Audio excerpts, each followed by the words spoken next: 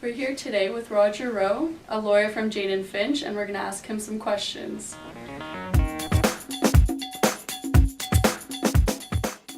So, what were some of the challenges you faced in getting to where you are in your prominent career? Well, there were a lot of challenges.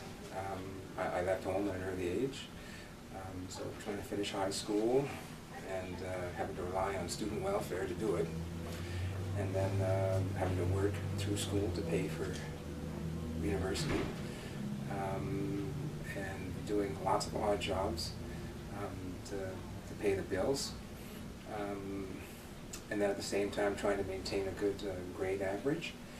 I mean, there were a lot of challenges, and I mean, I was fortunate that I had a lot of family support. Yeah. I mean, family support can really make a difference, and so as long as you keep your eye on the prize and keep working hard, you know, there can be a good result. Mm-hmm. Yeah, I think a lot of students can relate to that. What I can relate to is having to rely on OSAP. Yeah. And, back in those days, I remember the Snickers bars were 25 cents. And every time I went to buy a Snickers bar, I cringed because it was eating into the OSAP budget. You know, and I had friends that lived on Coke and chips. I mean, like brilliant, they were academically brilliant, but had no money. Yeah. You know, but you just keep hanging in there, and you know, eventually, you know, it pays off. How did growing up in Jane and Finch influence the way you manage your career? Well, I actually grew up in North York, in the Don Mills and Shepherd area. I came to Jane and Finch when I started, just before I started York University. Oh, okay. As a student, and I immediately became involved with the Jane and Finch Concerned Citizens Organization, and we set up, I guess in that first year, one of the first after-school programs in Jane Finch called the Youth Support Service Program. It was at Jane Junior High, which back then, and it was called Brookview Middle School, I think, back then. And we focused on helping all the kids that were considered at-risk kids. And we were helping them with their reading, writing, and arithmetic skills. And that was how I became really involved in community work in Jane and Finch. Then we tried to set up a legal information clinic, and of course, as we did more, our profile became more prominent in the community, you know, we would come to have referrals for legal work, because a lot of residents had some legal issues. Yeah. And it just grew from there. And then I went to law school, and I continued my community involvement through the what was called the Black Creek Anti-Drug Focus Coalition. Big mouthful, say that 3 times fast. Which was an excellent organization. It was one of like 27 focus groups around all of Ontario that had community health and community advocacy as its main focus. And eventually that organization morphed into PEACH, Promoting Economic Action and Community Health, which I was president of for 5 years. What I'm saying is my involvement which started back in 1980, just about 1980, it continued right through until just a few years ago, when I finished my term as president of PEACH. Oh, okay. So when you say I didn't grow up, I feel like I have. So I'm growing up since the age of 19. Yeah. And basically directly involved in the Jane Finch community, doing community advocacy work around issues of human rights, education, and civil rights. Do you know if all those programs are still running? Well, I know for sure the PEACH program is still running. Yeah. And the Youth Support Service program is just morphed into different things. Oh, okay.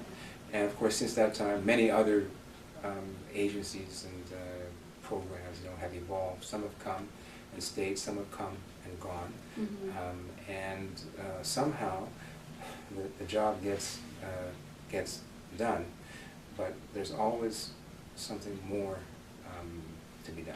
Yeah. It's definitely why noise started. Make more noise. Can you pick out what your greatest success of your career is? Or a couple even? Well, my greatest success are my two boys, Mm-hmm. one of whom is there. That was him 18 years ago. Aww. Of course, now he's 6'4". He doesn't do anything I say. But success to raise them and you know, keeping them you know, away from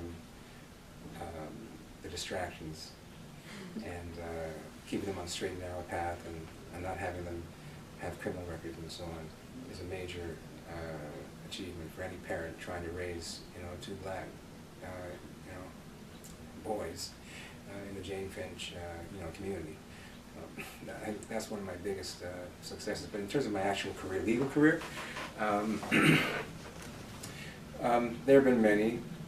Some might think it would be our victory in the Supreme Court of Canada, the Baker case. Mm-hmm. I don't know if you heard about that case, but it was a case involving a black woman from Jamaica that immigration tried to deport. And she'd been here for about 12, 13 years, and in refusing her application to stay here, the officer made some racist comments. Oh. And so we appealed all the way to the Supreme Court of Canada, and Supreme Court of Canada agreed with us that the officer was biased, Mm-hmm. and it was wrong to deport the woman, and we set a huge precedent in immigration law for procedural fairness. Wow. And but as I reflect, I don't think that was my greatest career achievement. I've had other cases that don't get the same notoriety, Yeah. but where, to me, the victory was more significant in terms of what it meant for you know, justice and fairness. I don't want to reveal the details of the case, but just to say that Baker was a significant victory, but there have been others that have been, to me, equally as important, but haven't received the same notoriety. Yeah. And going back to your kids, are they trying to follow in your footsteps in law? No. One wants to pursue hoop dreams, Ah. wants to see if he can make it to the NBA, Yeah. and the other wants to go to university next year. I think he wants to do kinesiology. He's very athletic. He wants to do kinesiology or something like that. None of them have expressed any interest in the law, but they argue with me all the time. We'll see. It's not over yet. Yeah.